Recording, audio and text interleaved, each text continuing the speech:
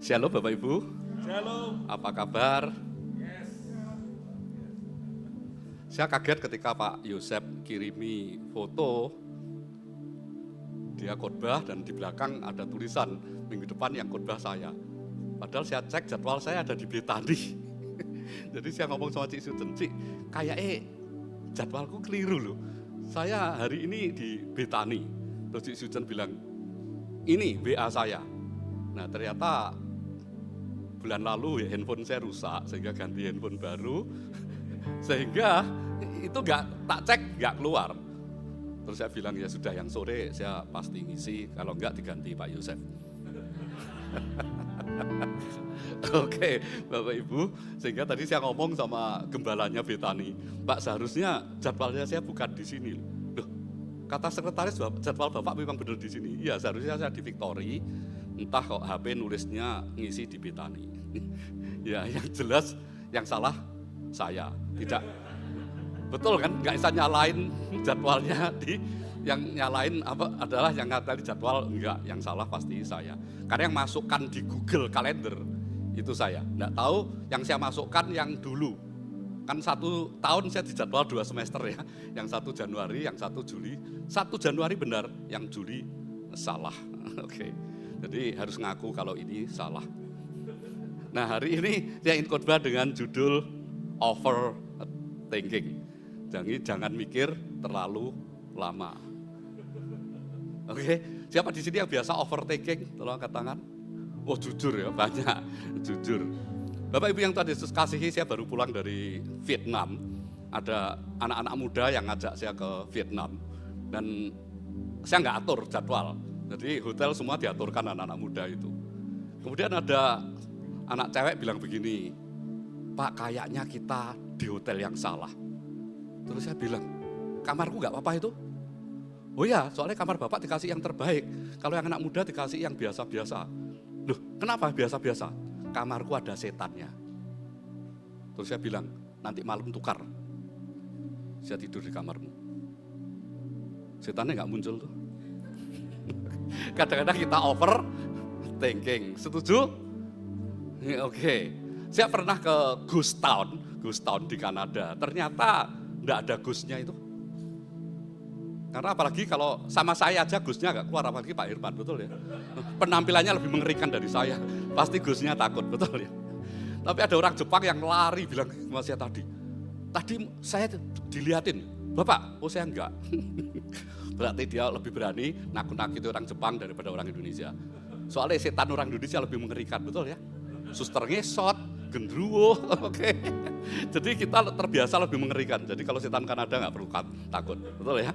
Hari ini mari kita belajar jangan terlalu mikirnya terlalu lama. Siapa di sini kalau memutuskan sesuatu mikirnya terlalu lama? Tolong ada angkat tangan.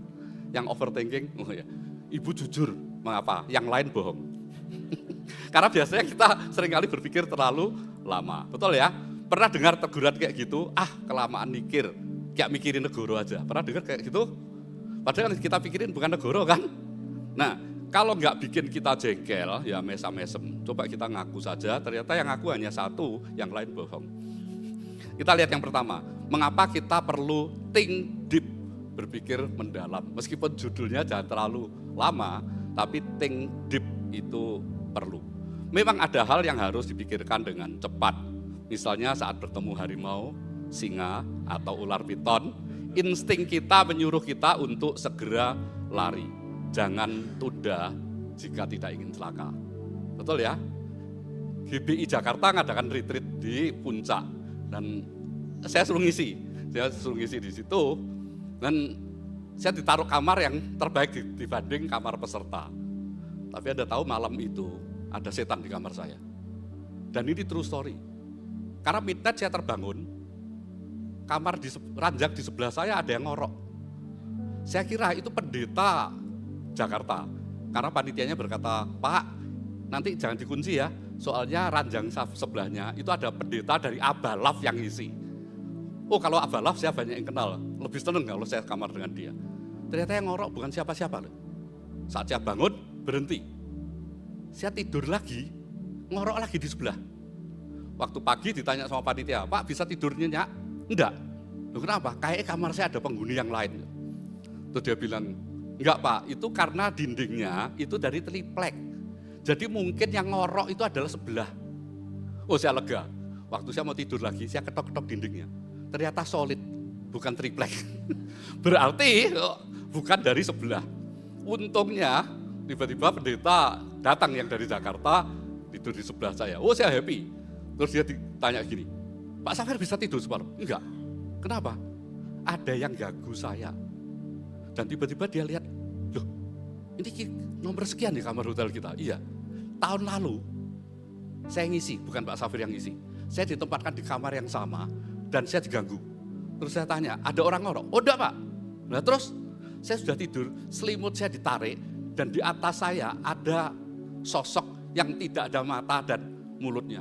Langsung di hadapan saya. Mulai saya tak pindah hotel saya. Terus tak tinggal tidur pergi sendiri itu. Lebih berani dari saya, betul ya? Ini keren ini. Jadi ternyata memang kamar saya itu ada penghuninya. Siapa di sini yang pernah ditakuti? Ada? Berani atau ngelawan Bu? Berani, betul ya? Ngelawan suaminya yang lebih mengerikan aja berani kok. Enggak apa ya Pak Joseph ya. Nah, ada orang yang punya kemampuan lebih dibandingkan orang lain. Dan ini keren ya. Ini ketika Paul Getty, dia membeli di California patung seharga 9,5 juta US dollar. Oke, ternyata palsu. Siapa yang bilang palsu? Ternyata ada pakar seni, begitu dituduh ini laku patung ini beli 9,5 juta. Dia lihat begini, ini palsu. Dia kaget, karena seharga seperti itu pasti bukan palsu. Dicek di laboratorium, ternyata betul palsu. Pertanyaannya, gimana dia bisa melihat sepintas, langsung bisa palsu. Dan ternyata dia sudah puluhan tahun melihat patung-patung yang asli. Demikian juga kalau kita itu tahu, ponakan saya itu kerja di BCA, dia khusus untuk nasabah premium, nasabah besar. Jadi ponakan saya itu cerita begini, dulu saya nggak bisa bedain loh. Sekarang kalau saya menghitung uang, jari saya sudah bisa merasakan mana yang palsu, mana yang tidak. Terus saya tanya, loh gimana caranya? Nggak pernah belajar saya. Tapi karena saya sering ngitung uang yang asli, begitu jari saya lihat yang palsu, langsung terasa, langsung berhenti. Dan saya cek di sinar UV, palsu. Luar biasa ya. Jadi hanya dengan jarinya bisa tahu asli atau palsu. Siapa yang sudah menikah tolong angkat tangan? Istri-istri. Istri-istri. Anda tahu suamimu asli atau palsu?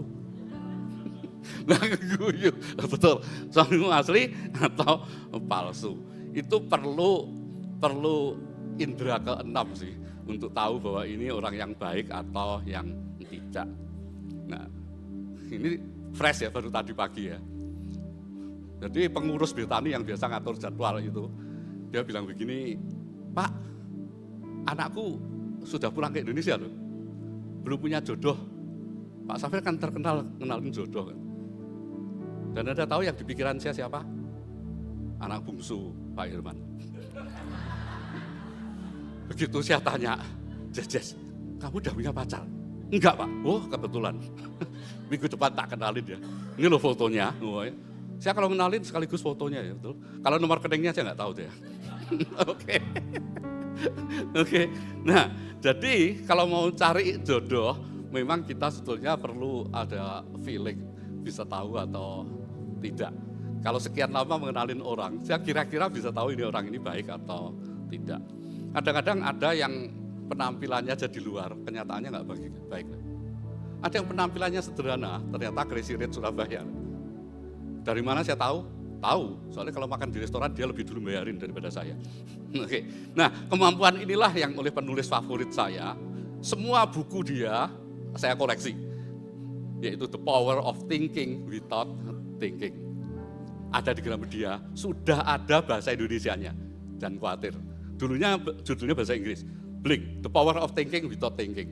Jadi melihat seseorang, kita bisa merasakan orang ini baik atau tidak. Nah, tadi anak ini ngobrol sama saya, ngobrol lama. Karena saya ibadah jam pertama, jam kedua. Dia nggak pulang-pulang itu, ajak saya ngobrol. Dan saat ngobrol saya tahu, oh ini anak ini baik. Saya udah langsung tahu loh kira-kira mau tak kenalin siapa, betul? Dan sore mau kenal begitu, oh berarti ketemu Jess. Nah yang nyambut saya malah Jess. Jess, kamu sudah punya pacar? Sudah putus Pak? Oh kebetulan. Ini loh aku tadi baru ketemu cowok, dia kuliahnya di Melbourne baru pulang. Ini loh anaknya. Nah, kalau nggak ganteng nggak berani saya kenalin. Soalnya papanya kan ganteng, betul ya. Nanti kalau kalah ganteng sama papanya nggak berani saya kenalin, betul ya. Apakah kuasa berpikir tanpa berpikir? Apa yang Malcolm Gladwell maksudkan? Kalau mau ngoreksi bukunya dia sangat luar biasa. Ini penulis jenius di dunia. Kemampuan otak manusia untuk mengambil keputusan yang sangat akurat dalam hitungan detik, itu secara tidak sadar berdasarkan pengalaman dan pengenalan pola yang tajam. Suatu kali saya ketemu dengan anak ini baru pulang, dia sekolahnya di Atlanta. Ketemu saya, dia ngajak makan. Kemudian saya bilang gini, kamu mau tak kenalin anakku enggak? Dia langsung jawab, yang mana? Karena dia tahu anak cowok saya kan dua, ada kokonya dan adiknya. Yang mana? Rupanya dia sudah punya preferensi sendiri. Yang gede atau yang kecil? Saya berkata, yang gede enggak bisa, soalnya sudah married. Bisa langsung tahu loh, yang mana. Jadi cepat sekali loh dia menilai yang mana yang mau saya kenalin. Jadi sebetulnya kalau kita orang tua memang harus cepat tanggap terhadap jodoh anak-anak. Mengapa? Karena hampir setiap bulan saya selalu mengenalin orang. Tiap bulan minimal sekali. Yang rutin adalah 2 minggu sekali. Mengapa? Karena semakin lama menjodohin orang, akhirnya semakin tahu ini cocok dengan ini atau enggak, ini cocok dengan ini atau enggak. Bahkan anak saya sendiri dulu pernah berkata begini, Dad, aku nggak mau loh jadi carikan jodoh. Ya udah tak saya biarin aja. Putus sama pacarnya. Tiba-tiba bilang gini, Dad, ya sudah Dad cari itu aja. Dan percaya, saya kenalin, dia berkata, Dad, cocok Dad sama saya. Nah, nanti November menikah. Oke. Nah, jadi kadang-kadang kita bisa kerasa ini cowok ini baik atau tidak, cewek ini baik atau tidak. Oke. Namun tidak semua hal itu bisa direspon dengan cepat. Misalnya memilih sekolah, jurusan, pekerjaan, dan jodoh. Memilih sekolah itu tidak bisa cepat. Dan kebetulan saya mendalami yang memilih sekolah. Sehingga banyak sekarang orang tua yang anaknya mau kuliah, itu datang konsultasi ke saya. Karena saya dulu S3 saya di bidang education. Jadi saya bisa ngerti anak ini kira-kira cocoknya di jurusan apa. Dan biasanya kalau Anda konsultasi ke pendidikan kan Anda bayar kan? Kalau ke saya gratis. Paling nanti kirim Mbak Cang sudah selesai lah. Udah, betul ya, saya free. Sampai teman saya berkata begini, jangan kamu buka papan nama loh. Nanti kalau you gratis, teman-teman yang kuliah itu akan komplain. Karena dia kuliah itu untuk konsultasi itu bayar. You kok gratis? Saya berkata, saya dapat dari Tuhan. Karena saya dulu S3 saya juga beasiswa, scholarship. Saya merasa karena beasiswa maka saya ngasih konsultasi juga gratis. Setuju? Dan ternyata mamah-mamah itu nggak pernah ngasih gratis. Nanti tiba-tiba dikirimi nasi campur tambah bayan, yang gitu-gitu.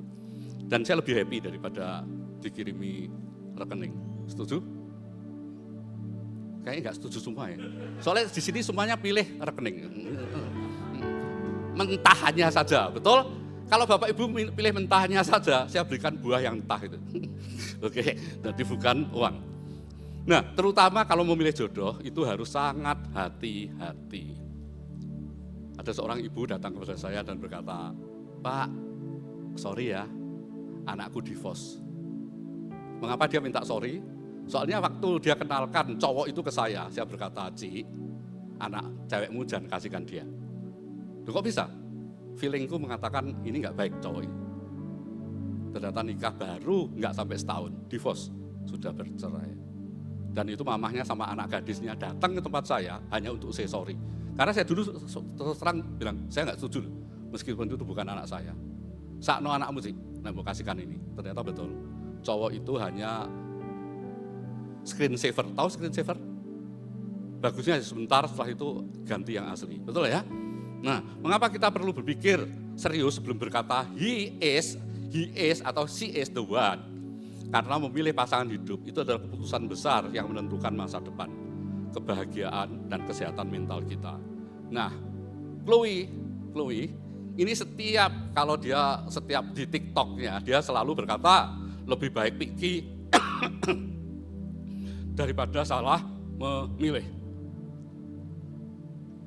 Oke, sorry.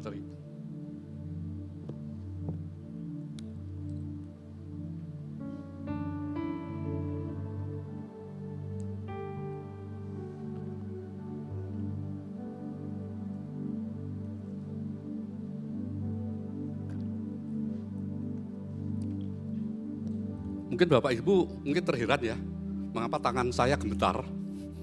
Itu tangan saya gemetar setelah saya lulus kuliah. Dan ternyata saya periksa dokter gini, ada masalah tremor. Saya berkata, enggak sih. Tapi mamah saya memang seperti itu. Dan saya tanya dokternya, dok ini nurun enggak? Kayaknya enggak. Mungkin Pak Safir hanya merasa karena mamahnya tremor, jadi tremor. Suatu kali saya khotbah di Rock. Saya baru pertama kali itu khotbah di Rock. Setelah selesai itu pengurusnya bilang begini, Pak, Bapak baru pertama kali khotbah ya? Kok tadi di mimbar ndredeg? Pendetanya Rock bilang, ini lo khotbah sudah puluhan tahun. Jadi kadang-kadang kalau tangan tremor itu belum tentu karena grogi, betul ya? Tapi yang benar kurang makan. Okay. Tadi sudah mau diajak makan. Oke. Nah, Chloe sampai hari ini dia masih single sih, karena dia milihnya terlalu susah. Mengapa? Karena dia lulusan dari Oxford University dan dia best graduate. Jadi kalau milih cowok dia memang tidak gampang, sehingga dia selalu berkata, saya memang picky. Dan saya senang kalau dengan ada cewek yang picky ini, karena kalau berhasil mengenalkan sama cowok yang keren, kan saya nanti dapat angpo ya? Enggak pernah dapat angpo, karena pasti suruh doakan ketika nanti mereka menikah. Nah, ini ada kalimat yang bagus dari Jane Austen. Dia penulis buku yang sangat terkenal, Pride and Prejudice. Jadi artinya kesombongan dan prasangka. Terjemahannya kira-kira berkata begini, pernikahan yang bahagia adalah perpaduan antara dua orang yang saling memahami dan menerima kekurangan, sementara salah memilih pasangan hanya akan menjadi awal dari kesengsaraan setiap hari. Dan Jane Austen ini menuliskan, kalau yang mau baca bukunya ada di Gramedia, dia berkata, saya pun salah memilih. Ternyata orang yang bisa menulis sesuatu yang luar biasa karena dia pernah punya pengalaman. Karena ada ucapan begini, experience is the best teacher. Setuju? Pengalaman itu adalah guru terbaik. Saya enggak setuju kalau pengalaman adalah guru yang terbaik. Yang bagus itu adalah belajar dari pengalaman orang lain, itu adalah guru terbaik. Contohnya apa? Kalau kita ke mall ya, di situ ada tulisannya wet floor, berarti lantainya licin kan? Lantainya. Terus kemudian kita lihat ada orang kepleset, terus kita berkata, kalau saya kayaknya nggak kepleset nih, tak coba lari. Begitu geblak dia bilang, iya ternyata salah saya, itu bodoh. Berarti kalau lihat ada orang kepleset, ya lebih baik kita menghindar dari lantai yang basah. Setuju? Dan kalau Anda lihat ada teman-teman Anda yang salah memilih pasangan, Anda berarti harus berhati-hati. Karena mengapa? Jujur saja, orang itu kalau pertama kali dikenalkan, dia pasti menampilkan yang terbaik, itu pasti. Namanya apa? Bulan promosi. Setelah menikah, bisa nggak karu-karuan, betul? Yang paling bahaya kalau dia KDRT. Yang bahaya itu kalau KDRT. Jadi kalau saya tahu ada cowok itu kira-kira dia KDRT, saya bilang sama cewek itu, nggak usah lanjut. Kok tahu? Saya tahu, karena saya pernah menulis, ciri-ciri cowok yang KDRT itu saat pacaran seperti apa. Nanti kalau butuh boleh ke saya, ada honornya tapi. Oh enggak, free. Ada ciri-ciri cowok yang KDRT itu seperti apa. Pernah saya tulis di majalah psikologi sih, ada ciri-cirinya. Yang ketiga adalah berpikir mendalam, think deep atau deep thinking, itu menghindarkan kita dari tindakan impulsif yang sembrono, mengurangi risiko, dan ini yang sama mencegah penyesalan yang mendalam. Yang utama itu mencegah penyesalan yang mendalam. Mengapa penyesalan itu selalu datang terlambat? Ada yang tahu? Bahkan terakhir. Karena kalau di awal itu namanya pendaftaran. Betul ya? Mesti yang terakhir karena itu penyesalan. Ada 3 buku yang luar biasa. Ada buku. Yang pertama adalah Ultima Oportunidad. Ini dalam bahasa Spanyol yang artinya adalah the last chance. kesempatan terakhir. Jadi cewek ini dalam pergaulan dia tahu bahwa ini kesempatan ini saya ambil atau tidak, taken or not taken. Dan ketika itu kesempatan terakhir dan dia tidak ambil, berarti dia sudah terlewat. Dan yang berikutnya adalah ini, Sem change diadeus. Kalau ini bahasa Portugis, yang artinya tidak ada kesempatan untuk berpisah.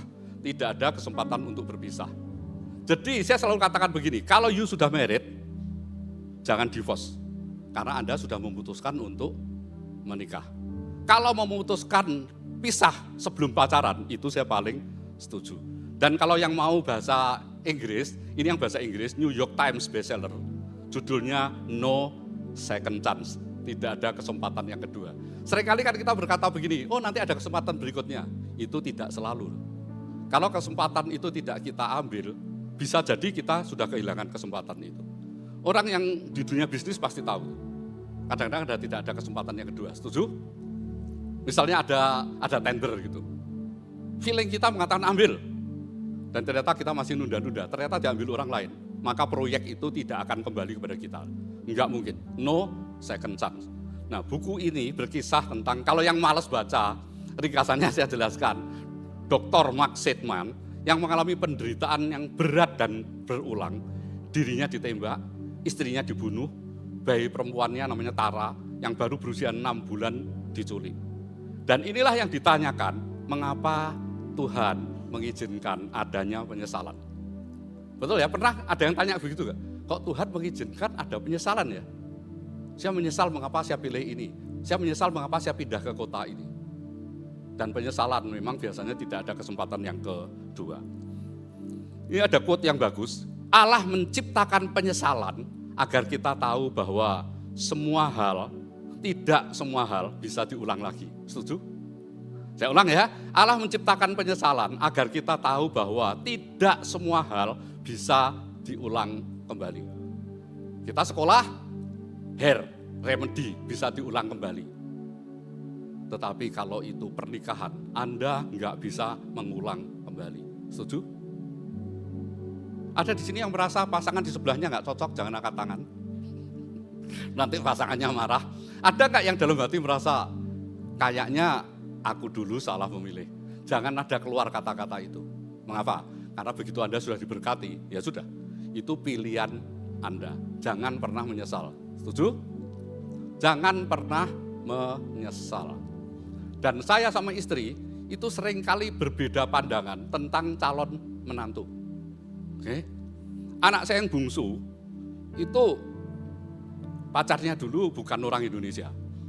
Jadi istri saya berkata begini, sama saya, kok aku nggak srek ya? Terus dia tanya, kalau kamu, biar jalan dulu aja. Biar jalan. Ternyata dia 2 kali datang ke Indonesia, sempat nelpon aku. May I come to Indonesia? Terus saya tanya, what for? To know you and your family better. Loh, saya bilang, tujuannya bagus loh. Dia pengen mengenal keluarga kita dengan baik. Tapi istri saya nggak cocok. Mengapa? Karena anak itu ngobrolnya bahasa Inggris terus. Istri saya seneng ngobrolnya bahasa Jawa. Terus saya bilang, ya ajar orang Jawa, lek menantumu berbahasa Inggris terus ya kamu berbahasa Jawa. Suatu kali kok, anakku kok jarang telepon ya. Biasanya telepon itu lama banget, kali ini kok. Terus suatu kali ditanyain sama istri saya, kamu masih jalan? Enggak mah, sudah putus. Loh yang happy malah istriku, ini ruwet nih. Dia bilang gini, Pak, kayaknya enggak jadi Pak. Loh lah kamu kok happy? Soalnya aku belum seret. Saya berkata, kalau saya kok enggak apa-apa, jalan dulu enggak apa-apa. Mengapa? Karena waktu anakku graduation, dia berada di kampus yang berbeda. Dia belani izin untuk hadir di wisuda anak saya. Jadi saya baru kenal secara dekat, itu ya ketika anak saya wisuda. Karena selama di sana dia yang nganterin kami jalan, cari makan. Jadi dalam hati saya, kayaknya saya masih belum puas kalau dia putus. Karena belum tentu loh nggak cocok, setuju? Betul ya? Nggak cocok hanya karena beda warga negara, nggak cocok hanya gara-gara beda bahasa. Itu menurut saya nggak terlalu cocok. Harus saling mengenal dulu. Karena biasanya menantu perempuan itu selalu tidak cocok sama mertua perempuan. Saya ulang ya, mertua perempuan seringkali nggak cocok sama menantu perempuan. Saya pernah khotbahkan di sini ya, suatu kali ada cowok ngajak 3 cewek ke rumahnya. Terus dia bilang sama mamahnya, "Mah, coba tebak di antara 3 cewek itu mana yang pacarku." Mamanya lihat sebentar, balik lagi, sama anaknya dikejar. "Sudah ketemu, Mah?" "Sudah." "Kok sekejap tahu mana yang mama nggak suka? Yang jadi pacarku, yang tengah." Anaknya kaget, "Loh, kok mama bisa tahu kalau yang tengah? Soalnya itu yang paling tak benci." Halo? Jadi yang paling dibenci biasanya malah jadi menantu, hati-hati. Oke, kalau ada anak pacarmu datang, kalau itu kamu benci, kemungkinan itu menikah sama anakmu. Oke, itu sebabnya mengapa mertua perempuan gegerannya sama menantu perempuan. Kalau dengan laki-laki kan tidak pernah. Betul ya? Anak sulung saya dulu juga ngomong, "Pak, saya dapat anak ini." Terus saya bilang, "Berarti LDR ya?" "Ya enggak tahu, Pak." Suatu kali cewek itu datang ke Surabaya. Langsung saya WA, "Ngopi yuk." Terus dia bilang, "Oke, Su tak jemput." Jadi kami berdua ngopi. Terus saya tanya begini, "Kamu jalan sama anakku ya?" "Iya." "Terus mau LDR? Kamu kan enggak pulang ke Indonesia kan?" "Iya." "Terus gimana?" Soalnya dia sudah kerja di hotel, salah satu hotel. Terus dia berkata begini, "Su, saya sudah ngobrol sama papa," maksudnya papahnya dia. Terus papa berkata begini, "Kalau pacarmu, anaknya Pak Safir itu orang Surabaya, kamu pulang for good, lepas pekerjaanmu, pulang ke Surabaya." Dan dia ngomong, "Su, saya pulang ke Surabaya." Nah kalau pulang ke Surabaya silakan. Soalnya kalau LDR itu masalah. Dan ketika saya mantu, Pak Irman nggak tahu undang. Mengapa saya tidak mengundang siapa-siapa? Oke, Cik Suten tanya, "Pak baru mantu?" "Iya." "Kok nggak undang-undang?" "Iya, yang undang anakku." Dan Cik Suten keren, mungkin Pak Irman nggak tahu ya. "Saya pulang dikasih angpo." "Pak kasih no anakmu ya?" Loh, saya juga kaget. Tidak ada pendeta manapun yang ngasih angpo. "Anakku tak kasih, ini angpo dari Cik Suten." Loh, kan tidak tahu undang? "Iya, nggak diundang tapi ngasih angpo." Kalau papa punya teman-teman kayak gini bagus ya. Oh, ngawur aja. Ternyata saya katakan di tempat ini, Cik Suten aja yang kasih saya angpo. Meskipun tidak saya undang, ya keren ya. Itu sebabnya anak-anaknya pasti dapat menantu yang bagus-bagus lah. Oke, dapat 3 cowok yang keren-keren, setuju? Oke, jangan-jangan salah satunya nanti dari saya ini. Oke, tadi saya sudah rundingan. Ini loh, ini juga pulang ke Indonesia, nanti tak kenalin. Kamu oke, tak kenalin. Kan nanti saya dapat kepala babi, betul ya? Oke, dan yang kedua, bagaimana kita bisa berpikir mendalam tanpa overthinking. Yang penting kan begini ya, kadang-kadang berpikir mendalam tapi overthinking. Kalau overthinking, terlalu banyak berpikir, kita akhirnya paranoid. Dan ketika paranoid, kita sedikit lagi ke rumah sakit jiwa. Yang pertama, alih-alih mengandalkan pikiran kita sendiri, marilah kita bergantung kepada Tuhan. Amsal 3 ayat 5-6. "Percayalah kepada Tuhan dengan segenap hatimu, dan janganlah bersandar kepada pengertianmu sendiri. Akuilah dia dalam segala lakumu, maka ia akan meluruskan jalanmu." Setuju? Jadi apapun itu kita harus jujur. Salah satunya apa? Kalau Anda makan bersama orang yang non-Kristen, apakah Anda tetap makan berdoa di dalam nama Yesus? Kalau Anda tidak berdoa dan pura-pura merem tapi ngeremeti tisu, berarti Anda tidak mengakui Yesus sebagai Tuhan dan Juru Selamat. Setuju? Ya nggak apa-apa, biar dia tahu kalau kita pengikut Kristus. Kalau bisnis nggak jadi, ya nggak apa-apa, berarti bukan Tuhan ngasih bisnis itu kepada kita. Kalau nggak jadi menantu, nggak apa-apa, berarti dia beda kepercayaannya dengan kita. Iya dong? Kalau kita berdoa dalam nama Yesus, dia suka, nah berarti ini calon besan yang baik. Setuju? Yang kedua, batasi masalah yang kita pikirkan dan serahkan sisanya bagi Tuhan. Jadi otak kita itu ada masalah yang kita nggak mungkin bisa atasi semua. Ada yang kita bisa, itu kita harus punya border. Kira-kira kalau ini aku bisa berpikir, yang ini nggak bisa berpikir. Jadi contohnya begini, siapa di sini yang punya anak-anak yang belum Cikven? Tolong katakan. Oke, cukup banyak, betul ya? Itu pergumulan Anda seumur hidup. Salah ambil menantu kan gawat, betul ya? Salah satunya adalah bahwa kayaknya begini, kalau menjelaskannya agak susah. Budaya kita tidak boleh terlalu jauh dari budaya dia. Ini bukan berarti sara ya. Mama saya berkata begini sama saya, Mama nggak setuju kamu sama itu. Dan apa yang saya lakukan? Saya langsung putus. Sehingga dulu anak saya berkata, Pah, dulu Papa bukan pacaran sama Mama. Enggak, Papa dulu sama ini. Terus kok nggak jadi? Mama nggak setuju. Karena budaya sangat berbeda. Karena dia orang Jerman, orang bule. Jadi mama saya berkata gini, dia nggak apa-apa kalau datang ke sini nggak apa-apa. Tapi kamu nggak boleh ke sana loh. Nah, kalau kamu ke sana berarti kamu setuju. Soalnya dia bilang gini, my dad and my mom want to know you better. Kamu ikut aku ke Jerman. Mama saya bilang, enggak, kamu jangan berangkat ke Jerman. Kalau kamu berangkat ke Jerman berarti kami menyetujui kamu dapat hadiah. Mama saya cukup moderat. Jadi dulu memang teman-teman saya banyak bulenya ya. Kalau teman dari Amerika, dari Belanda datang, oh dijamu sama mama, kasih makan. Dia 2 minggu dijamu sama mama. Tapi mama berkata begini, jangan jadi pacar ya. Kamu cari yang cungkoren. Cungkoren. Nah berarti dapat Rusia sebetulnya nggak apa-apa ya. Kok harus dapat cungkoren itu seperti apa? Ternyata itu bukan rasis. Mengapa? Saya pelayanan di Bandung. Nah jemaat gereja itu, saya ngisi di gerejanya Pak Rubinati ya. Nah jemaatnya itu konseling ke saya. Dia berkata begini, Pak kami pacaran. Tapi sama papa saya nggak boleh sama anaknya. Nah ceweknya ini Batak, cowoknya Cungkoren. Terus dia tanya saya, gimana? Sama Kristennya nggak apa-apa sih? Nah ya itu, saya juga merasa begitu. Kalau calon suami saya Chinese juga nggak apa-apa, apalagi dia dokter. Terus saya bilang, mengapa nggak boleh? Papa saya itu orang Batak yang keras, kaku. Dia bilang, calon mantuku harus sesama Batak. Nah, ini repot ya. Apalagi yang harus sesama suku, betul? Buta Galung tidak boleh sama Raja Guguk. Soalnya namanya aja ngeri, betul ya? Nanti ada yang namanya Raja Guguk marah, enggak. Ternyata budaya itu perlu.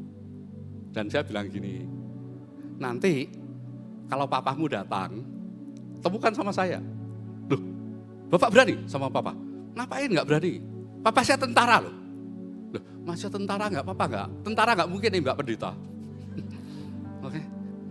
Dan Anda tahu, akhirnya mereka jadi loh. Karena saya juga ngomong cowok itu, yang dokter itu Chinese. Apa yang disukai oleh mertuamu, kamu harus sering sesuaikan dengan dia.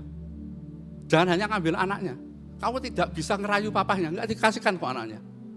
Ternyata setelah dia dekat dengan papa mertuanya, jadi papahnya yang Batak ini mengizinkan anaknya dapat Chinese yang dokter itu. Dan yang dikabari pertama kali saya, akhirnya sama papa boleh, puji Tuhan. Oke? Jadi nggak gampang loh. Jadi janganlah hendaknya kamu khawatir tentang apapun juga, tetapi nyatakanlah dalam segala hal keinginanmu kepada Allah dalam doa dan permohonan dengan ucapan syukur.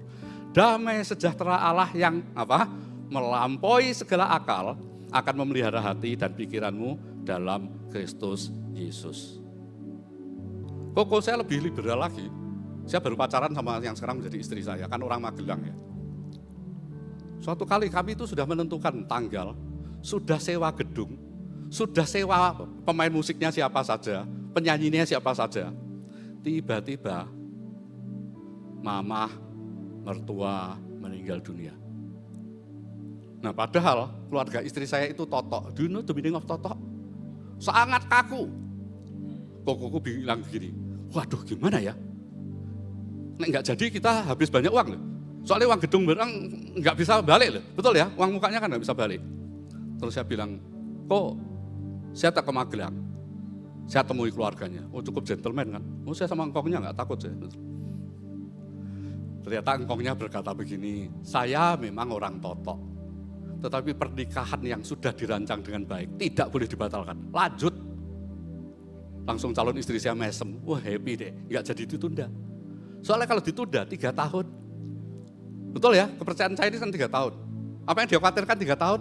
Nah 3 tahun kalau saya dapat ganti yang lain kan. Oh enggak loh ya, oh enggak, nanti ngomong no istriku, enggak loh. Saya tipe yang setia. Apakah 3 tahun tetap sama dia? Ya belum tentu. Loh, dia kan harus jujur ya, nanti pura-pura sok suci, oh saya selalu dengan dia sekali seumur hidup, ya enggak tentu kan. Kalau sudah menikah ya sekali seumur hidup dengan dia. Oke?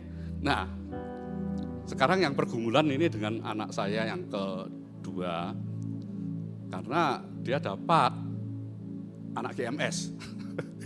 Nah, anak GMS itu biasanya kan saling tarik-menarik kan.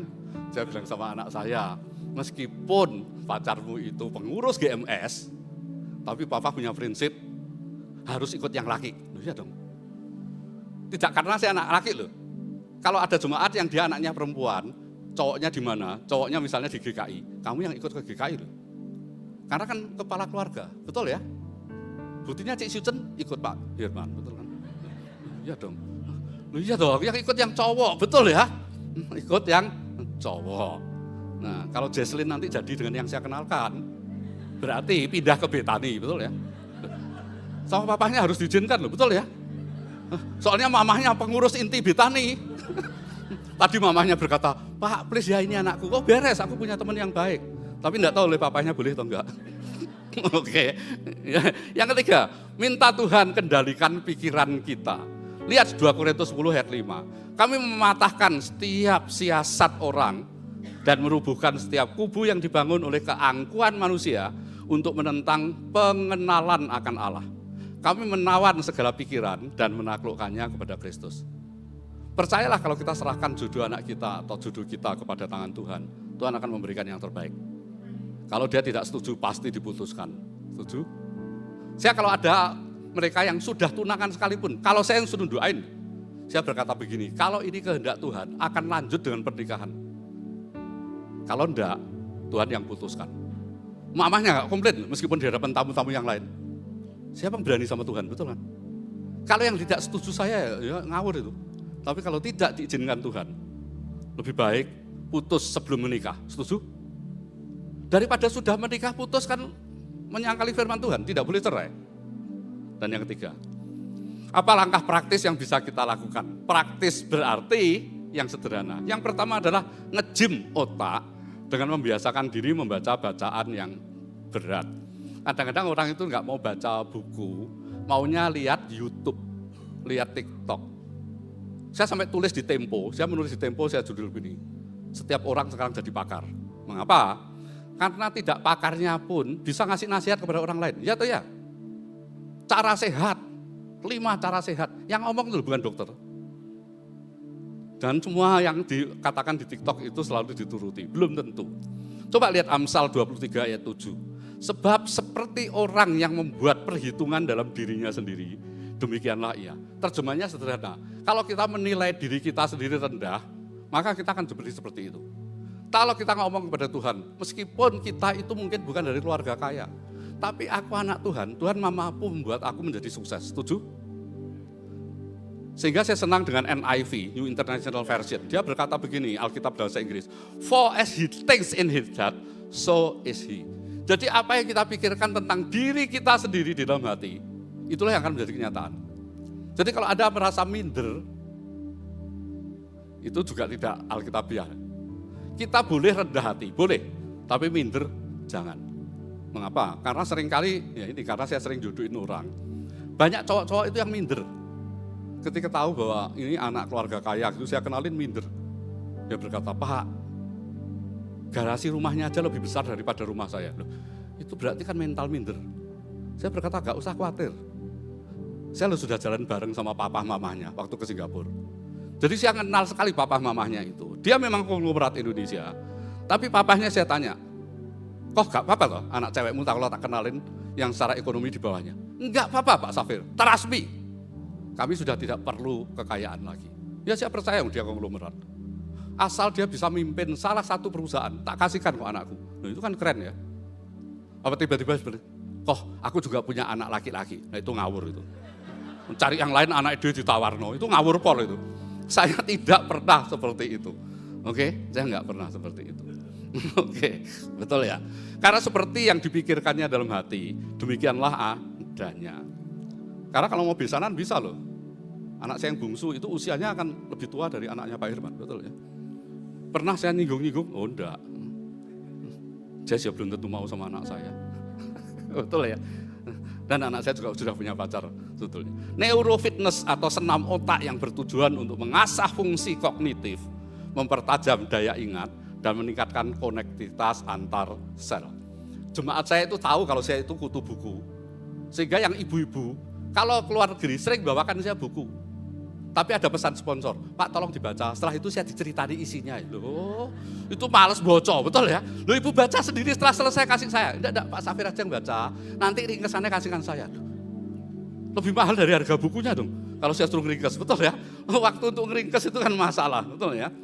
Jadi usahakan untuk belajar sendiri, bukan dari TikTok, tapi baca buku. Oke. Ikuti podcast siniar yang bermutu, yang menantang otak untuk berkembang. Dan saya kasih satu saran ya, kalau Anda pilih podcast, carilah podcast yang judulnya 1%. Pernah lihat? Itu anak-anak muda yang atur, anak-anak muda yang podcast, tetapi mereka cerdas-cerdas semua. Jadi bisa kita pelajari. Dan yang ketiga, jangan berhenti belajar. Coba lihat Amsal 18:15. Hati orang berpengertian memperoleh pengetahuan, dan telinga orang bijak menuntut pengetahuan. Setuju? Jadi belajarlah. Ini ada ahli psikologi dari Melbourne ke Surabaya. Dia NU sih, NU bukan Muhammadiyah, dia NU dan dia bachelornya, masternya semua beasiswa karena cerdas sekali. Jadi waktu datang ke Surabaya dia nelpon saya, aku di Surabaya. Oh berarti seharian ya jalan sama saya. Kebetulan Sabtu, ya dia saya ajak pindah dari satu ke kafe yang lain. Ternyata pemikirannya luar biasa. Tapi ketika saya tanya begini, pasti ada satu hal yang kamu sepakat dengan saya. Apa Pak? Jodoh harus seiman. Oh iya Pak. Itu sebabnya kalau ada cowok yang bagus, yang sesama muslim, kenalkan saya. Teman Bapak kan banyak. Lihat, dia pun punya pemahaman yang kuat ya, bahwa jodoh itu harus yang seiman. Setuju? Oke? Jadi yang masih punya anak-anak single, carilah yang seiman. Konklusi, Tuhan tidak memanggil kita untuk menjadi pribadi yang biasa-biasa saja. Dia meminta kita untuk terus belajar dan merenungkan firman-Nya.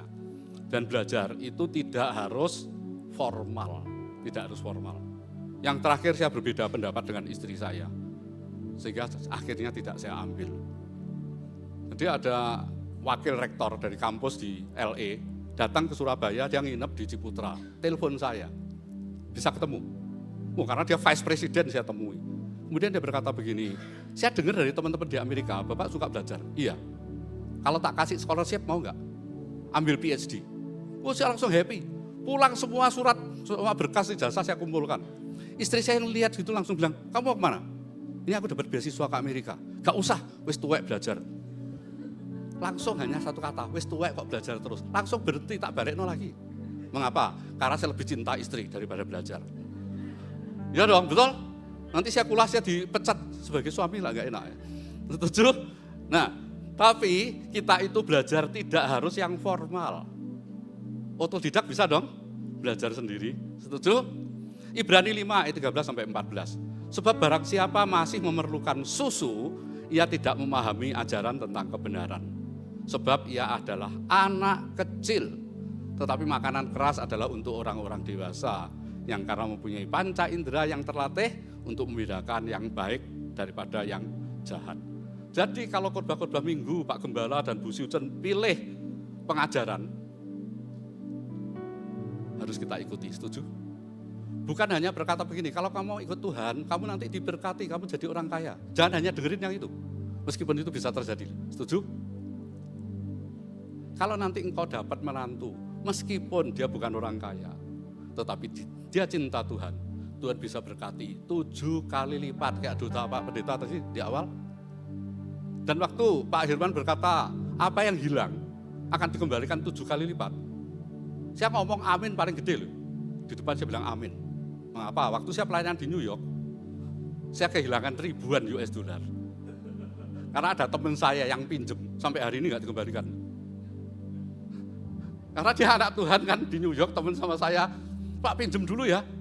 Lalu saya bilang sama anak saya, tolong transfer ya sekian dolar. Sampai sekarang dolarnya nggak balik tuh. Sehingga Pak Irwan bilang, oh nggak apa-apa balik kembali 7 kali lipat. Oh amin. Setuju? Jangan saya pulang ini ada yang transfer saya. Itu ngawani ngawur betul ya. Nanti semua berkata amin. Oke. Tapi percaya bahwa Tuhan sanggup memberikan yang di luar jangkauan kita. Soalnya dulu mama papa saya berkata, kami biayai you sampai S1 ya. Oh iya, tapi ternyata saya S2 dan S3 saya nggak bayar. Semuanya scholarship dibayari. Jadi asal kita, kuliah kita, IPK-nya kita bagus, jangan di bawah 3,5, Anda pasti dapat beasiswa. Jangan di bawah 3,5. Apalagi kalau IP Anda 3,9, saya pastikan Anda bisa dapat scholarship.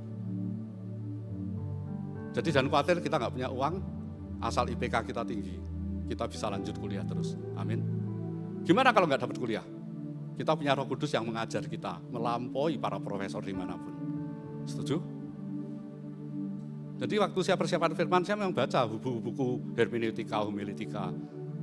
Tapi sebelum saya tulis dalam khotbah, saya hanya berdoa, Tuhan, tolong buatkan firman ini yang cocok dengan jemaat setempat. Setuju? Dan Yesus memberkati.